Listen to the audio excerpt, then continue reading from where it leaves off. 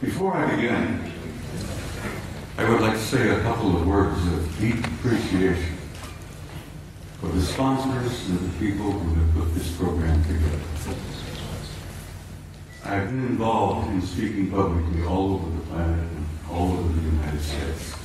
I've been at conferences here, I've been at conferences there, and I know how terribly difficult it can be to put a program like this together. And I have to say, I have tremendous respect and admiration for the people who've done this.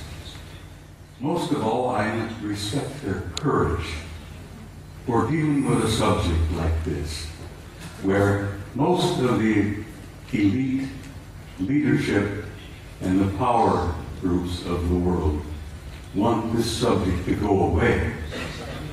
And these courageous young men who have put this together are brave, and they deserve my respect and your admiration. And I want to say I thank you because I know what you did.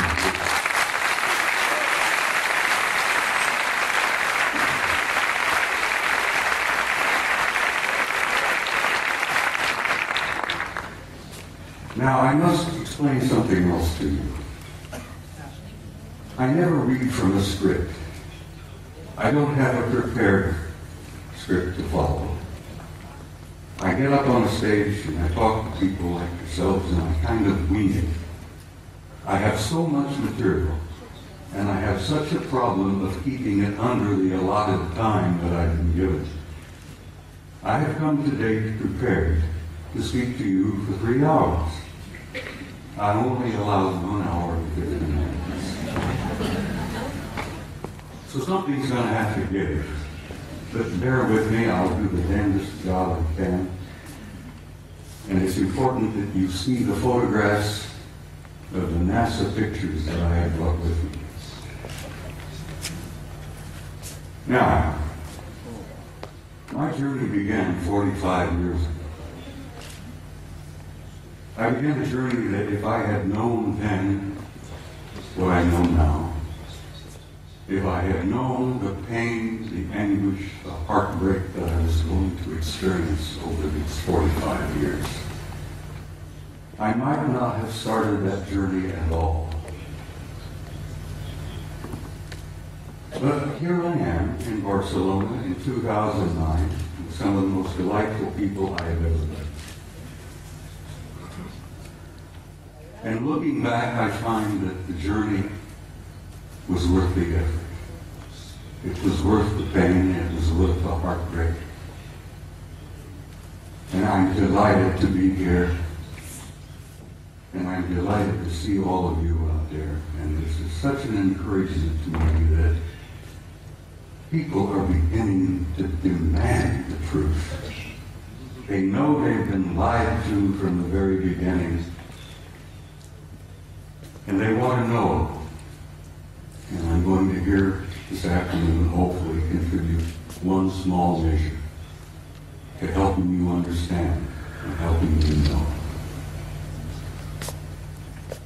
Most of my adult life, or most of my first part of my adult life, I was a professional soldier. I was in the Army. I joined the Army in 1950 to avoid the draft.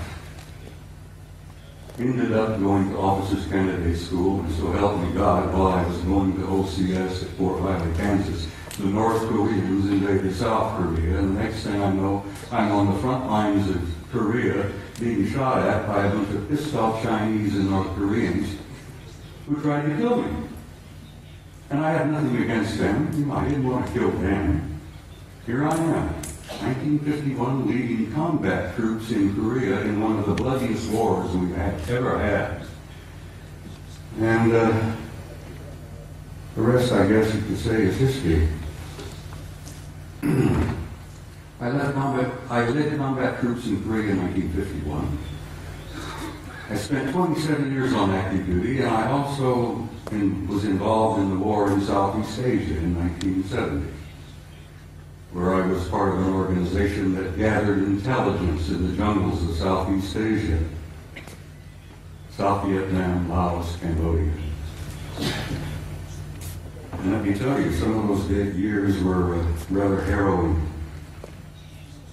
The most harrowing experience I was to have was when I was assigned to Paris, France in 1963 to what we considered in those days a pledged assignment, a plum assignment. I was able to go to Paris, France, take my family with me, and my children went to high school in Paris. And as I said, it was a plum assignment. I had no idea what I was to find when I got there. When I arrived in the summer of 1963, I arrived with a top secret clearance. When I arrived at Supreme Headquarters Allied Powers in Europe, which was located at that time at a small town known as Roquencourt, right outside of Paris,